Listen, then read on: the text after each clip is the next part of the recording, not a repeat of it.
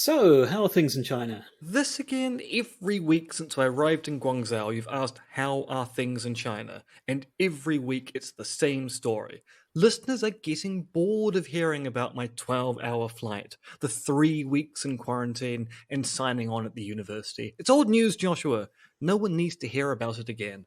Yeah, true, but this week was more momentous. You're officially an associate professor now, given you signed the contract and all, but you got the swankiest office. Well, not quite. I haven't seen it yet. They're cleaning it today.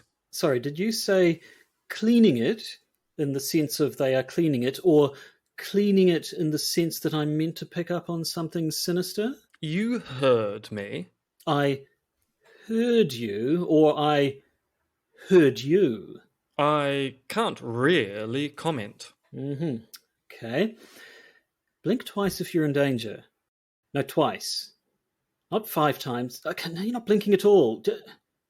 Should you be able to lick your own eyeball?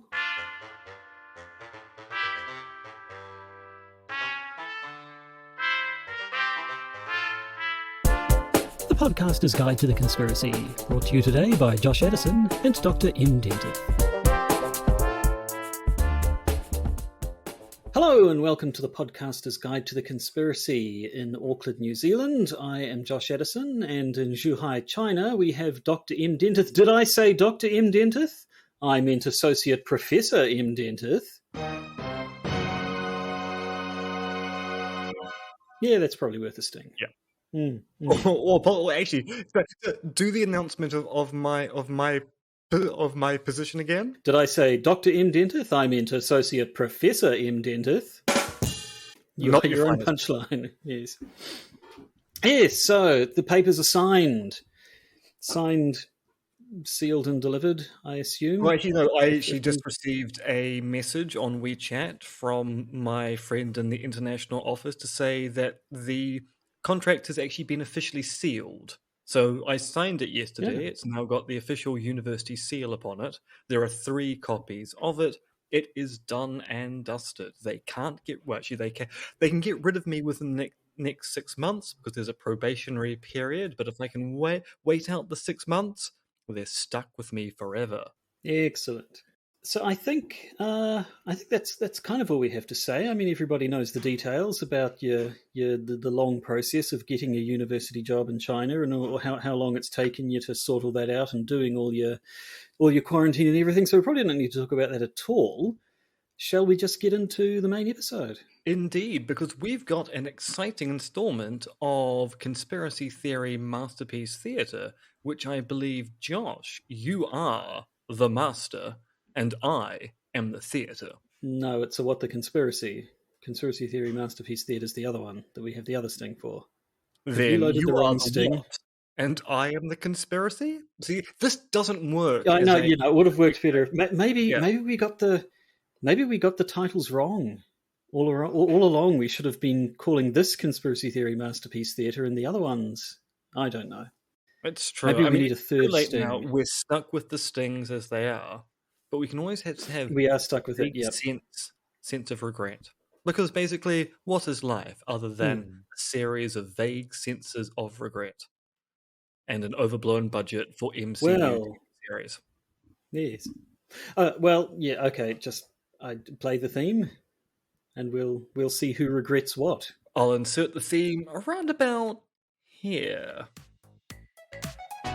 It's time to play What the Conspiracy.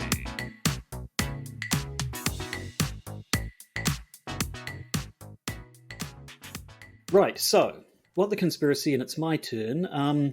So we should do the where, when, and what, and why, and how, and who. Before I get you to guess when, where, and what this conspiracy theory concerns, I have a slight confession to make.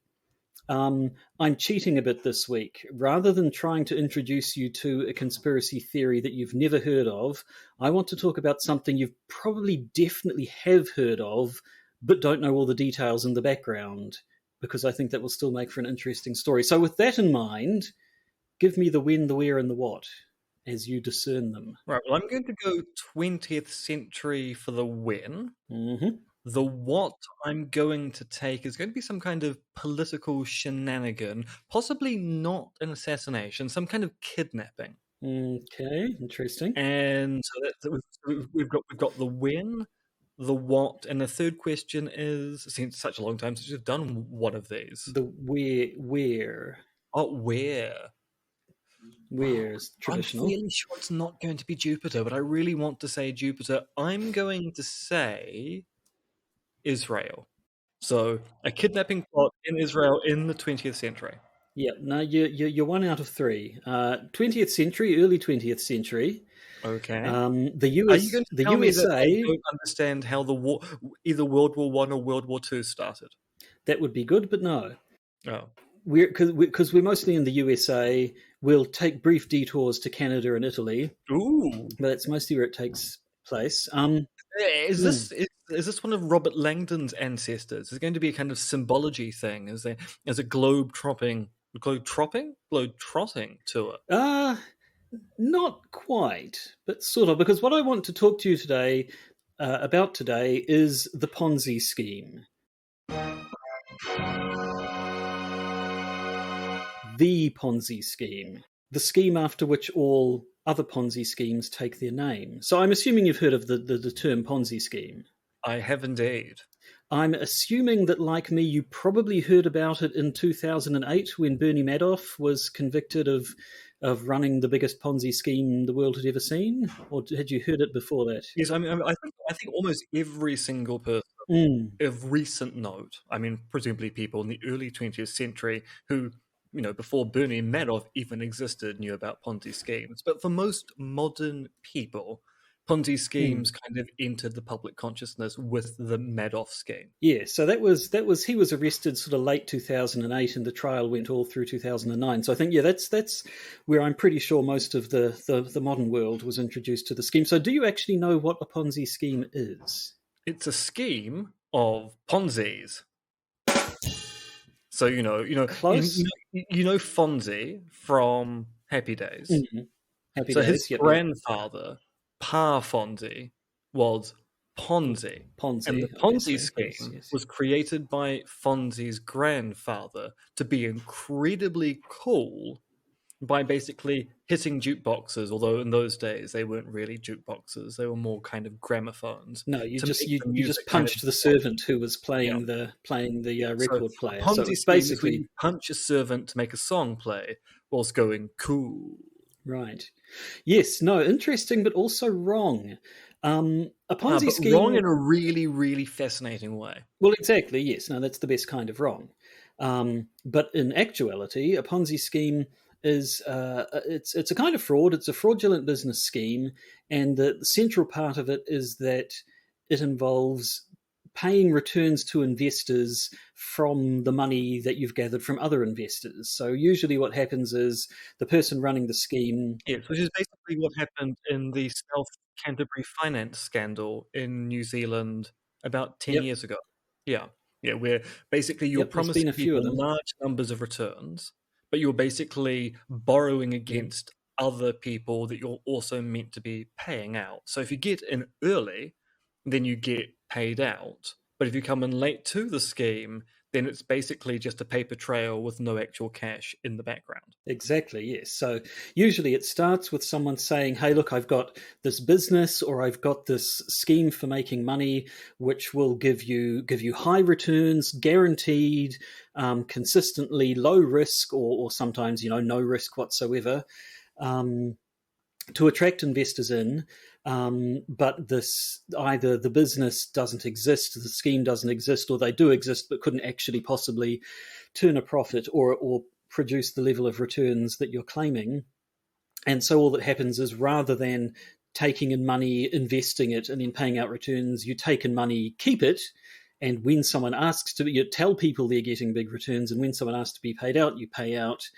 But otherwise, you just keep all the money for yourself. And yeah, so it's basically the cliche of robbing Peter to pay Paul is essentially the central mechanism of a Ponzi scheme. They're a bit like a pyramid scheme in that both Ponzi schemes and pyramid schemes only work if you can keep getting more and more investors coming in. But Ponzi's are a bit more stable. Like a pyramid scheme pretty much requires exponential growth of investors to keep working, whereas a Ponzi scheme, there's usually sort of a central, all the money's coming into one central point, not trickling up.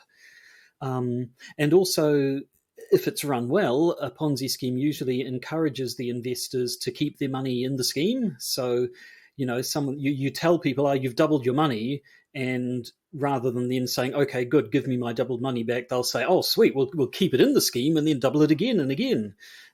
So on paper, you're telling these people they've made these massive returns, but of course, that's complete fiction. And of course, that was what was the downfall of the Southern Canterbury finance system, was people suddenly wanting to take money out of the system, and then finding that the people running it were going, "Oh, we can't release the funds just yet.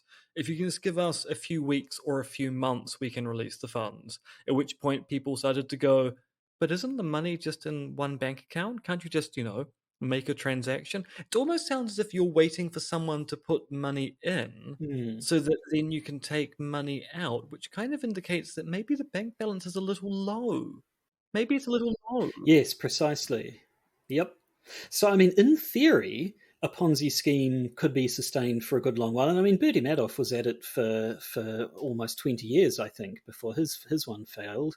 In theory, a Ponzi scheme could conceivably work out if say you have a scheme that legitimately could produce good returns but isn't, but it's failing at the moment. You could run it as a Ponzi scheme until you get lucky and the scheme actually starts working, and at that point it could become legitimate. But usually they fail, either because the person running it is invariably some sort of a con man fraudster who just takes the money and runs, or because too many people try to withdraw their money at once and it becomes obvious that you don't have the money to give them, or because people get suspicious of these miraculous returns you're promising and start investigating you, which can then lead to a bunch of people trying to withdraw all their funds and it collapses again.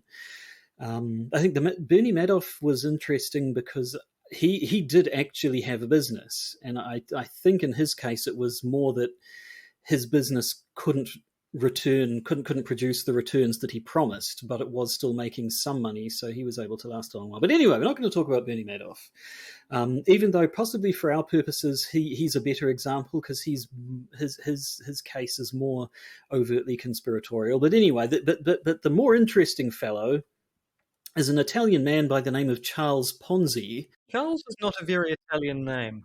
Well, yeah, I don't know. Charles Ponzi is what what I always read. I don't know. Is there an Italian version like Giuseppe for Joseph or something? I don't know if that's an anglicized version of his birth name, but Charles Ponzi is what I've always read. And again, a good friend of mine is Timothy, and he was born in Parma, and his parents just decided that they would give him an English name. So it does. Yeah, so it could be a It just similar said thing. Charles Ponzi really doesn't sound like a particularly Italian person. It No. sounds like an Italian fraudster, which of course actually Charles Ponzi turns out to be. So actually, it's the perfect name for the inventor of the Ponzi scheme. Also, Well, his last name was Ponzi. yeah, no, that did work out nicely. Although I should say he's not the inventor of the Ponzi scheme. He's the person that concept, they named the Ponzi scheme after. yeah, the concept, I think, of the whole sort of robbing Peter to pay Paul thing has probably been around pretty much as long as there has been money, and there had been schemes that worked in this way and which failed in this way before Charles. But apparently, a couple of Charles Dickens's books from the mid 1800s involve at various points people getting involved in schemes that fit the definition of a Ponzi scheme. So he didn't invent it, but his was the first sort of big case that captured national attention, that made news headlines and what have you. So he's the one who gets the credit. And he's an interesting fellow, is Mr. Ponzi. He was born in 1882 in Italy to a formerly wealthy family that had sort of fallen on hard times. And so they sort of still had, from the sounds of things, they still had the social standing, I suppose, of a wealthy family, but without the actual wealth at that time. So he went to university, like rich people did, and like most rich people in Italy at the time, apparently he'd spent his entire time at university just messing around, going to bars and cafes, not actually doing any work at all. Which meant that by the end of it, he had spent what money he had and had no degree to show for it. So in 1903, he went off to the United States to find his fortune over there. And the more you read about him, the more it becomes apparent that he's just one of those born grifters, one of those just sort of natural fraudsters who's always looking for a way to make a quick buck, make some easy money by fair means or foul. So he arrived in the US basically with just the shirt on his back. He had lost what money he'd brought over with him gambling on the voyage over. So he immediately started looking for work, and to his credit, took basically whatever jobs he could find. Although then, apparently, he sort of got a job in a restaurant, sleeping on the floor. Initially, that wasn't his job. That's just what he did because he had nowhere to stay. Graduated to being a waiter, and was then fired when he was caught shortchanging customers and stealing. He worked a few more jobs, moved around the country, eventually moved up to Canada. And by the time he'd moved up to Canada, he could speak English and French in addition to his native Italian. So he could he had and as you would expect from this sort of a con man type, he was a very smooth talker. He was very persuasive, very charismatic, and so he was always able to find work. The interesting thing is, while he was in Quebec, he was working for a bank, and it turned out that the bank he was working for, the manager was running a scheme which these days we would also call a Ponzi scheme. So it's not certain that this is actually where he got the idea from, but it's certainly it doesn't seem like it could be a coincidence because basically the bank was running low on money, and so the manager was paying out interest by taking it directly from other customers' deposits, and eventually he nicked a bunch of money and fled to Mexico, and the bank folded, at which meant Ponzi was out of a job, and so kept wandering again. He went to Montreal while visiting a business that I believe was a former customer of the bank he had been working for that folded. He happened to find an unattended checkbook in an empty office and immediately forged himself a large check from the company, and then cashed it, started splashing his money around, immediately attracted the attention of the police and got arrested and thrown in jail. I think we'll see he's ambitious, but he doesn't have spectacular follow through, I think. So he doesn't really think his situations through, does he? Yeah. More ambition than sense, perhaps. So at that point, so he did 3 years in prison then, and then eventually moved back to the US. Actually, at this stage of his life, there was one interesting story where apparently at one point he was working as a nurse, which I assume in the early 1920s, nurse probably didn't quite mean what it does today. It's not like he had medical training or anything, but he was working for an organization, and when he heard that another nurse working there had been badly burned and was in need of skin grafts, he volunteered to donate some of his own skin, despite the fact that he didn't actually even know this nurse, which seems quite an out of character act of altruism. But maybe he was just sort of that sort of impulsive kind of a guy. Or maybe he just had lots of flappy skin and went, look, maybe he I've got did. too much skin. I need to get rid of some of the skin. I'll just give it away. Does anyone want to bind some books? Oh, you've got some burns. Let's remove your skin and put my skin on top of it. Maybe he was a kind of Hannibal Lecter style character. Just wanted his skin everywhere. Well, it's possible, and it doesn't come up again, but you could be right. Maybe he's the origin of Leatherface. Maybe he invented both the Ponzi scheme and the Texas Chainsaw Massacre.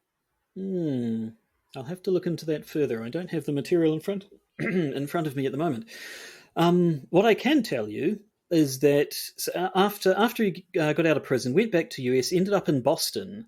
In Boston, he found a wife who married him despite having been told about his criminal past. and started working a bunch of jobs, in some cases working for companies owned by her family, where apparently he did not do very well. It sounds like he was pretty rubbish at managing companies, and they tended to fold. And but he was still looking for that big idea, looking for that scheme that was gonna make him rich. And so what he did was his latest idea to make some money was he set up a little company, and his business model was basically he would sort of come up with money making ideas and then try to pitch them to other people, and they could sort of pay him for his good idea or something. And while he was doing that, he was sending letters around the world. He was sending letters back to people he knew in Europe, to try and get them on board with some of his ideas. And one of the letters he received back to him contained a thing called an international reply coupon. Now, these still exist today, apparently, although I assume in this age of electronic communication they don't get used very much. But an international reply coupon was a little coupon that you could send along with a letter, and it could be used to pay the postage for a return letter. So, if you sent a letter to someone, you wanted them to reply, and you wanted to pay for their reply, instead of sending money, which would be, might not know exactly what the postage was, and it wouldn't be the right currency and what have you. You could simply buy one of these international coupons, send it along with the letter, and then when the person wanted to send the letter back to you, they could just use that to pay for it. Now, I've actually used one of these. Ah, well, there you go. When did you have to use one? Back in the day when I was trying to be a short fiction writer and you were submitting work overseas in physical copy, because we're talking birth of the internet here, many magazines were still wanting physical submissions rather than electronic ones.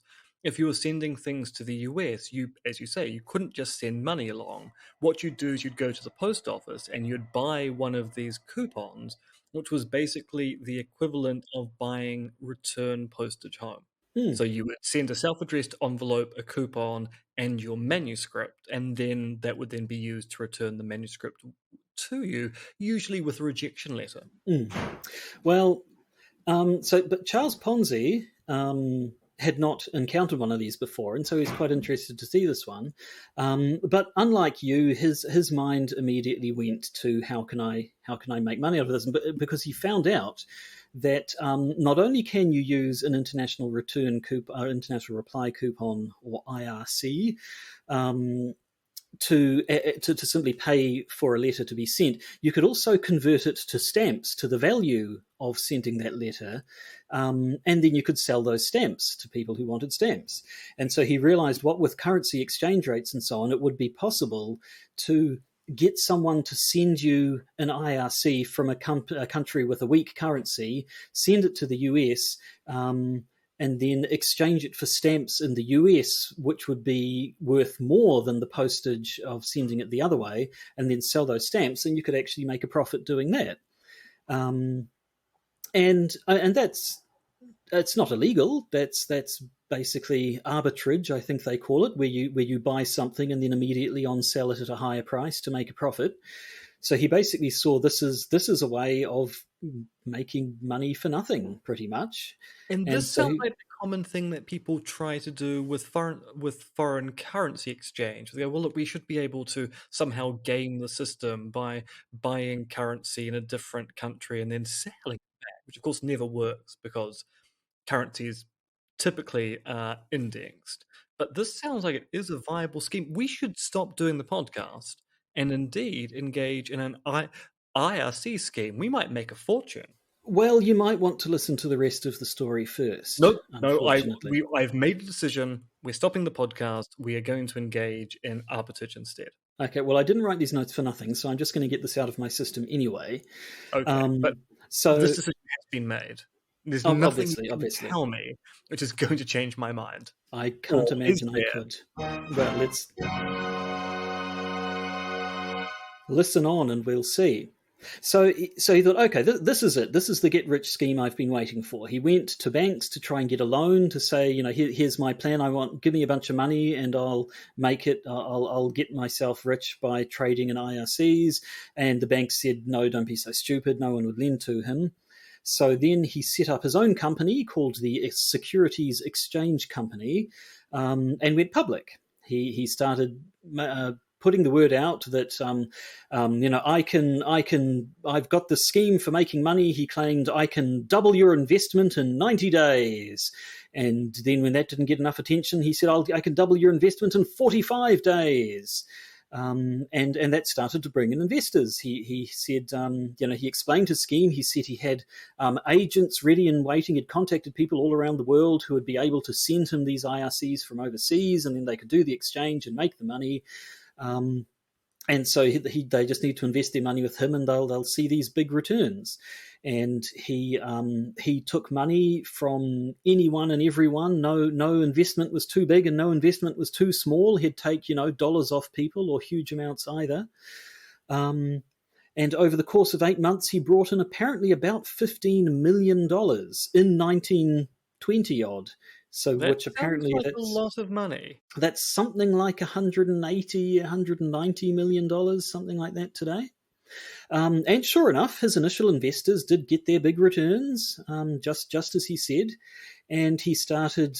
He got a lot of positive coverage in the press. The newspapers, the Boston Post, I think, is going to come up a bit, were printing stories about, look at this man Ponzi, look at him, he's making all this money, he's this business genius, and look at this huge amounts of cash flowing into his scheme. But obviously this was all complete rubbish. Apparently at the time there were, and I assume still are, there were actually regulations in place around the purchasing of IRCs to prevent this sort of speculation.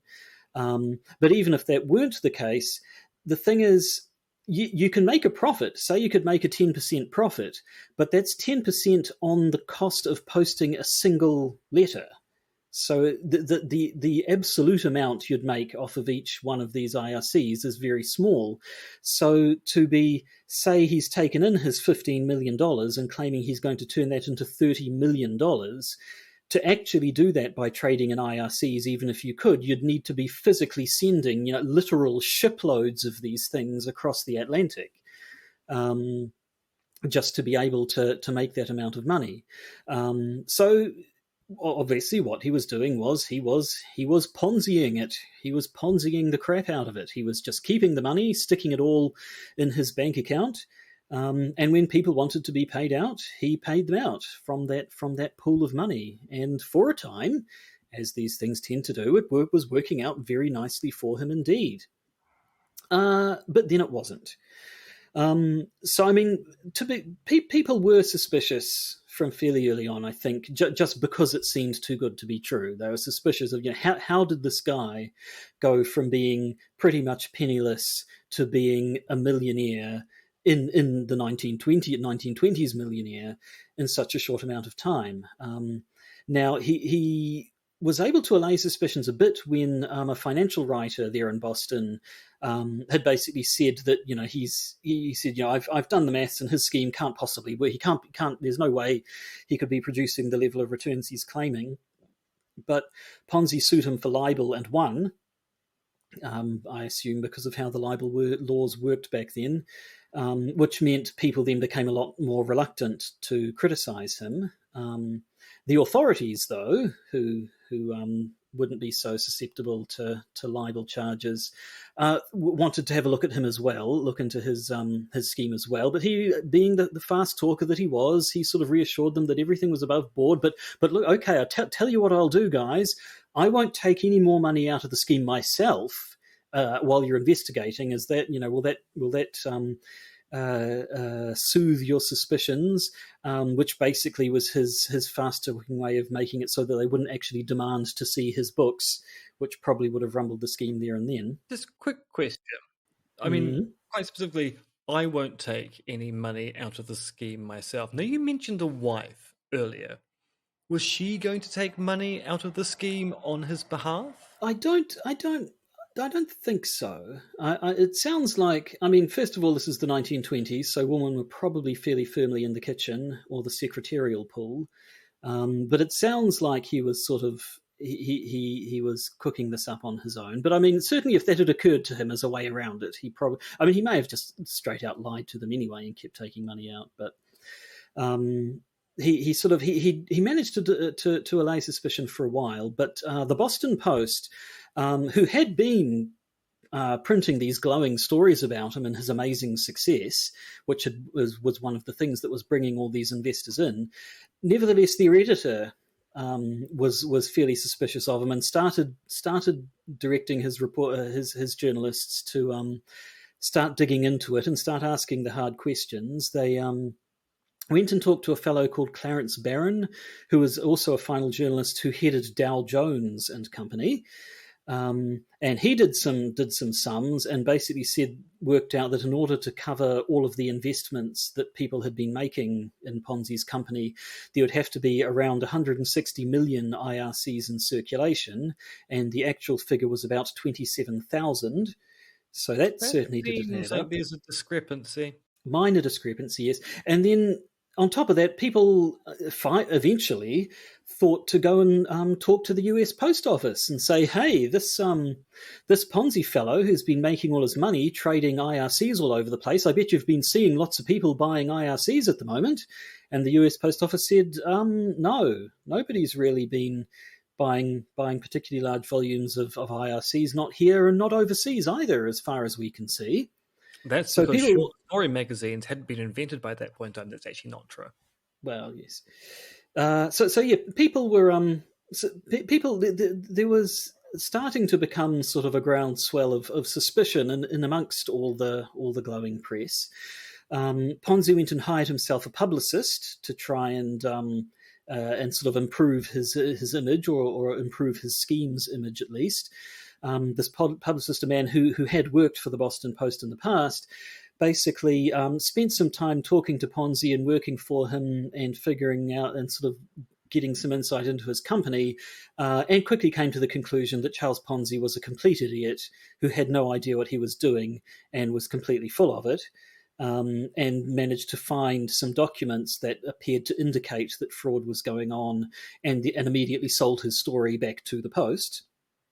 And so, due to this, the slow build-up of suspicion and bad press and accusation eventually resulted in the thing that you tend to see, where there would be a run on his company. Lots of investors started getting cold feet.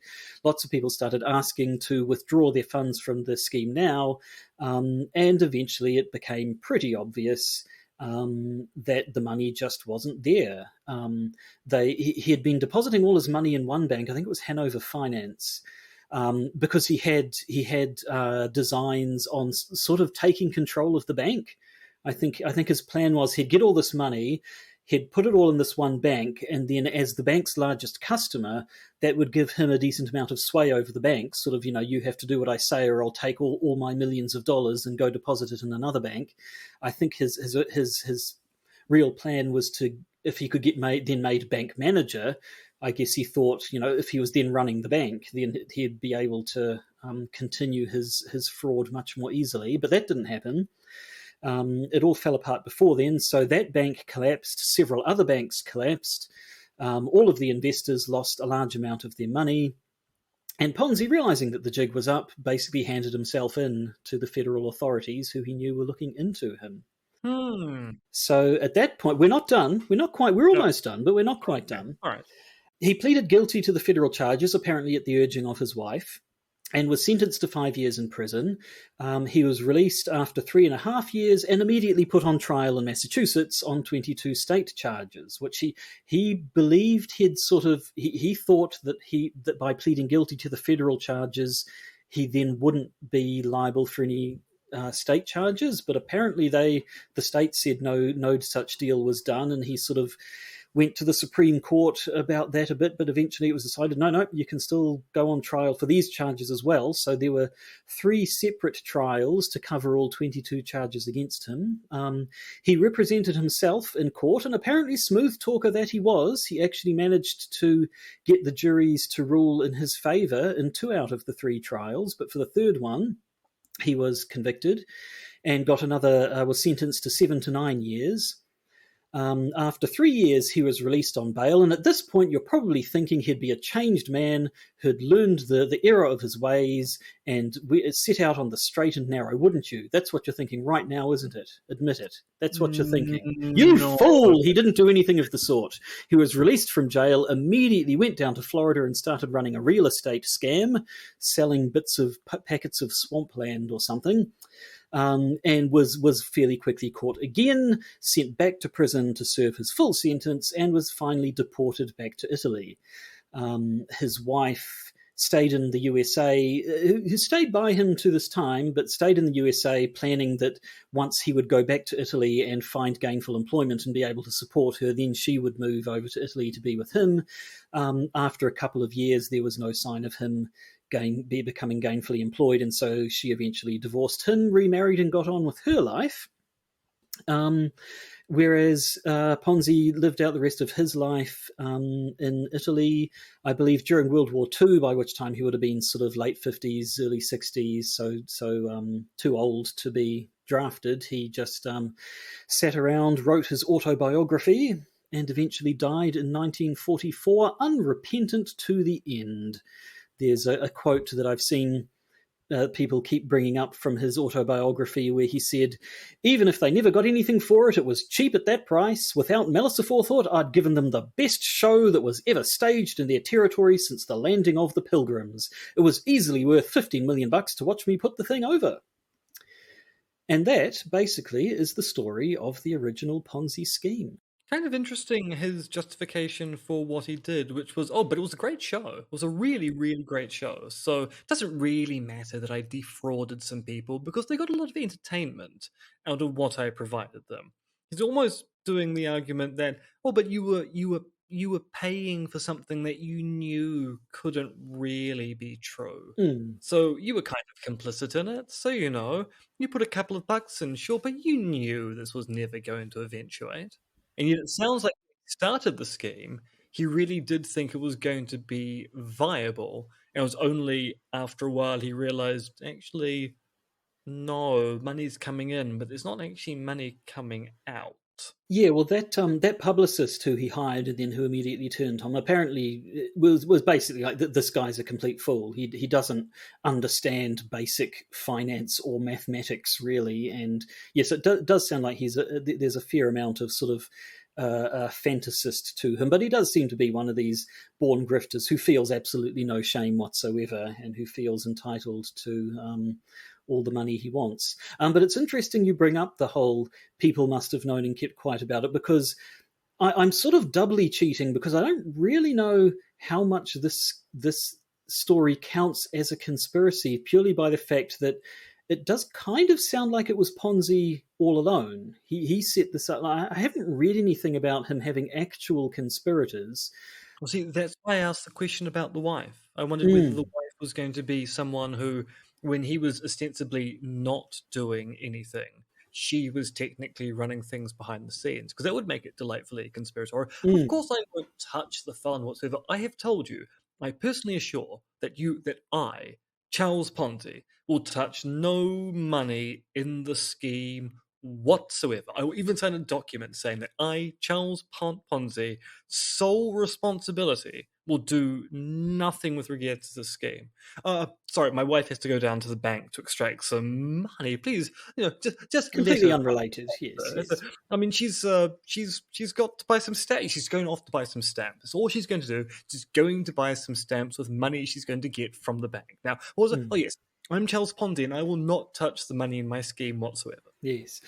No, I mean, the Bernie Madoff case, I think, is more overtly conspiratorial because he was running a company and he had people who were instructed specifically in this sort of dodgy accounting practices of how they'd write up sort of any time an investment would come in, the people who worked for him would write up these false things and so on. And I believe when he was arrested, he was there was a dozen or more co-conspirators, which always sounds a bit redundant to me. I mean, I guess if they're a co-conspirator, that means that they're both conspirators in the same conspiracy. I suppose if you said he's a conspirator and she's a conspirator, they might be conspiring about different things. So maybe co-conspirator does make sense, but it always does sound a Yeah, little it bit does sound odd. like one of those terms which is redundant, but no, you're quite right, because you could end up having two different conspiracies and two different conspirators Mm. in those conspiracies. But at the same time, and I think also when we talk about co conspirators in a kind of legal sense, we're often talking about people who may not have originated the scheme, but are people who aided and abetted the scheme and knew they were doing something wrong. So you might go, well, look, you didn't start the scheme, and it wasn't your initial intent to cause harm.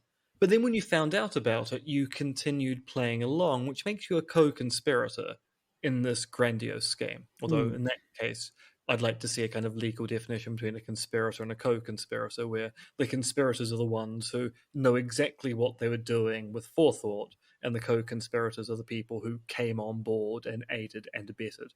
And I suspect it probably turns out to not be clear cut along those lines.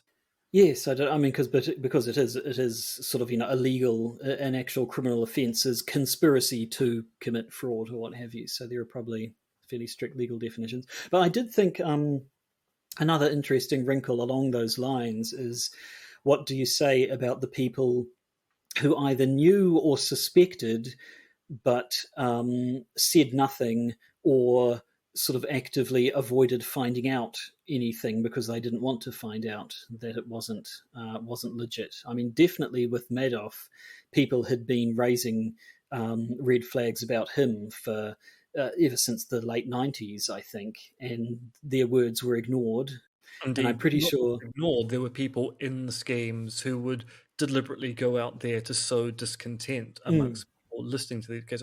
Oh no, they they just made a bad investment elsewhere, and they're just jealous of our good investment. So there were people who presumably were either trying to defend the fact that they weren't looking into the scheme, or people who were going, actually, I do think the scheme is slightly dodgy, but at the same time, so much of my wealth is now tied into that scheme that if that scheme were to collapse, then other investments which are piggybacked off that scheme would also collapse. So it's kind of in my interest to protect a portion of my wealth by pretending that the other portion of the wealth is perfectly fine and certainly not subject to a Ponzi scheme. mm. But yes, it's an interesting case, I think, where you have people who um, are not actual conspirators, but are sort of enablers of the conspiracy because they don't want to know that they think something might be up, but they're personally benefiting from it, so they turn a blind eye, or or even actively try to stop anyone, including themselves, from taking a closer look into it. Yes, a kind of willful ignorance. Mm, mm.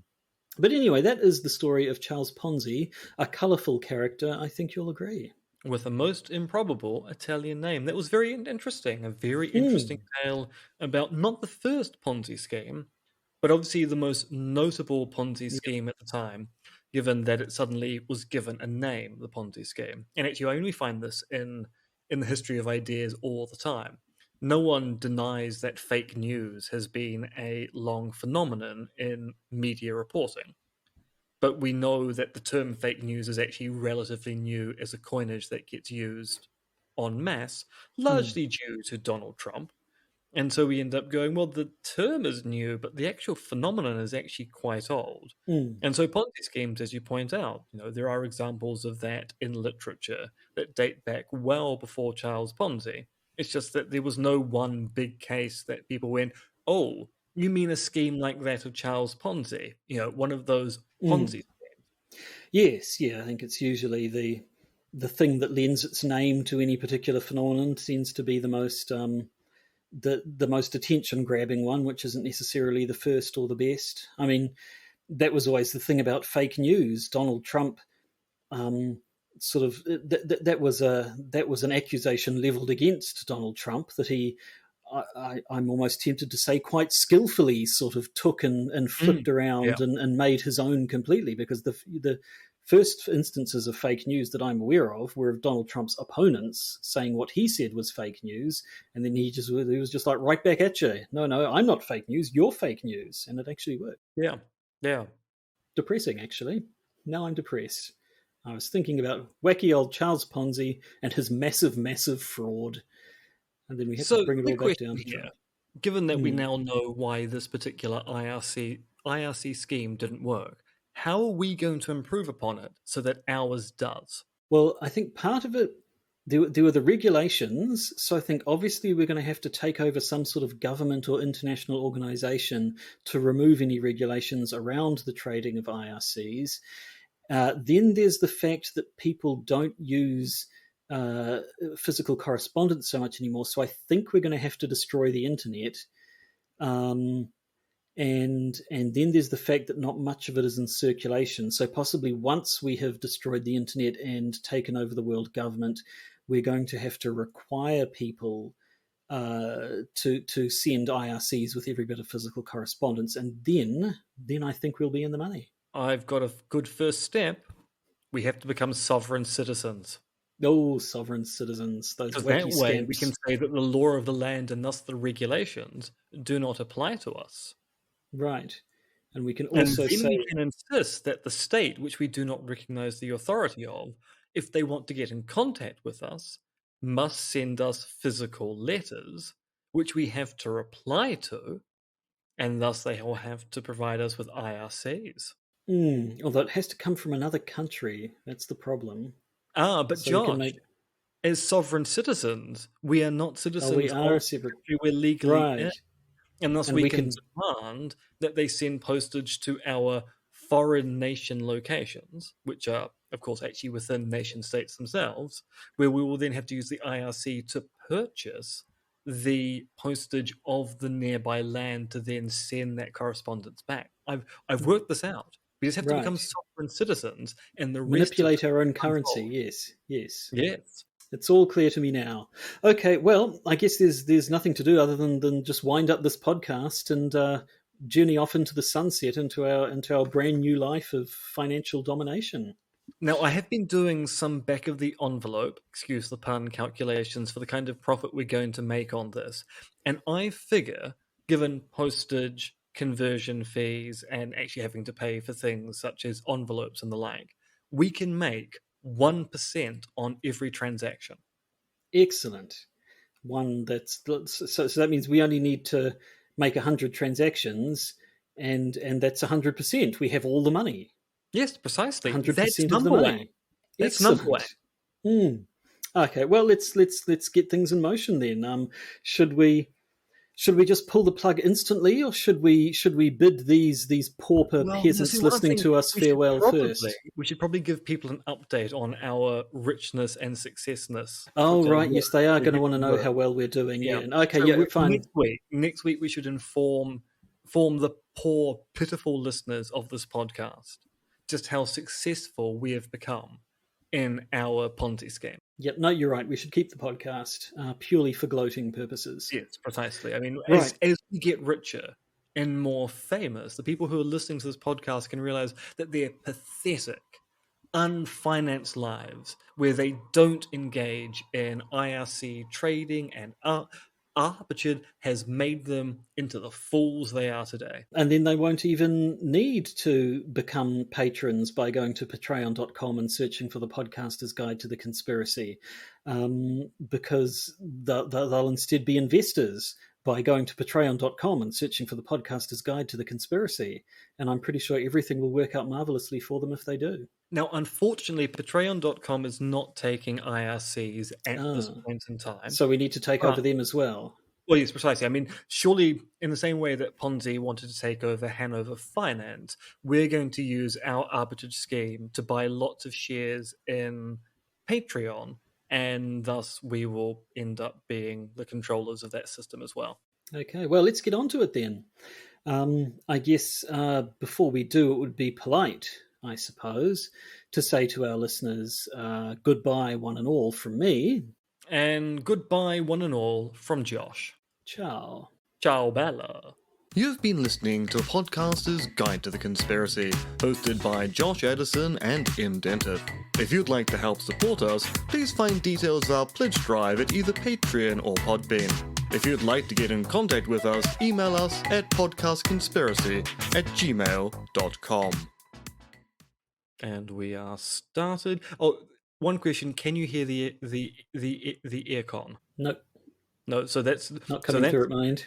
That switch, which does background noise removal, has turned off the incredibly loud air conditioner because it is 32 degrees outside, and if I turn it off for even a minute, I turn into a puddle because it just warms up in this room like nothing on earth. It's very warm here.